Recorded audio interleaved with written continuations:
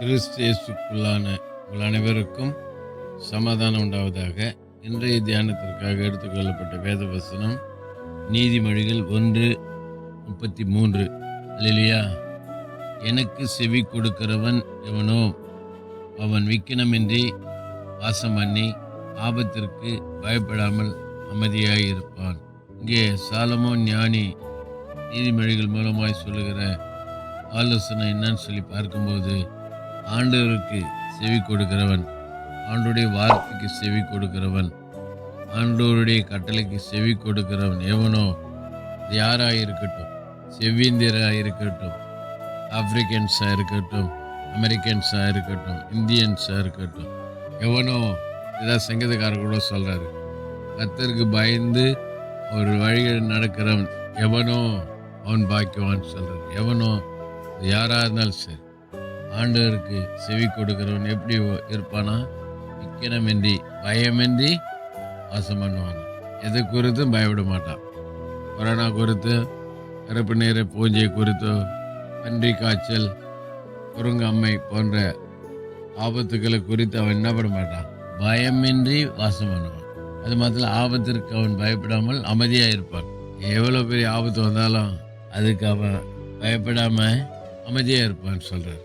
ஆகவே கடந்த 8 மாதங்கள் ஒருவேளை நாம் ஆண்டுடைய வார்த்தைக்கு செவி கொடுக்காம மன போன போக்கில் வாழ்ந்துருக்கலாம். ஆனால் அந்த புதிய மாதத்தில் ஆவியானவர் நமக்கு சொல்கிறாரு, ஆண்டவருக்கு நாம் செவி கொடுத்து வாழும்போது விக்கினமின்றி வாழ்வோம், ஆபத்துக்கு பயப்படாமல் இருப்போம்னு சொல்கிறார். ஆகவே கர்த்தருக்கு பயப்படுகிற பயம், ஆண்டவருடைய வார்த்தைக்கு 100க்கு 100 நாம் செவி கொடுப்போம், கட்டளைக்கு நாம் செவி கொடுப்போம். சொல்லப்பட்ட இந்த வசனத்து பிரகாரமாக நாம் விக்கினமின்றி வாசம் பண்ணி ஆபத்துக்கு நாம் பயப்படாமல் இருப்போம். கர்த்தர் நம்மை பலப்படுத்துவாராக. ஆவியானவர் நமக்கு துணை நின்று வழி நடத்துவாராக. வசனத்து நம்ம முழுமையாக கீழ்ப்படிவோம். இல்லையா? செபிப்போமா? இயேசு நல்ல தகப்பனே, நல்ல கொடுத்த எச்சரிப்பின் வார்த்தைக்காக, அன்றே விசுவாச வாழ்க்கை தூண்டுகிற வார்த்தையாக கொடுத்துருக்கிறதுக்காக நன்றி. அன்றே இதுவரைக்கும் ஒரு வேலை உமக்கு செவி கொடுக்காம உலகத்தின் காரியங்களுக்கு, உலக ஆசாபாசங்களுக்கு செவி கொடுத்து விட்டு நாங்கள் தூர போயிருந்தாலும் எங்களை மன்னியும்.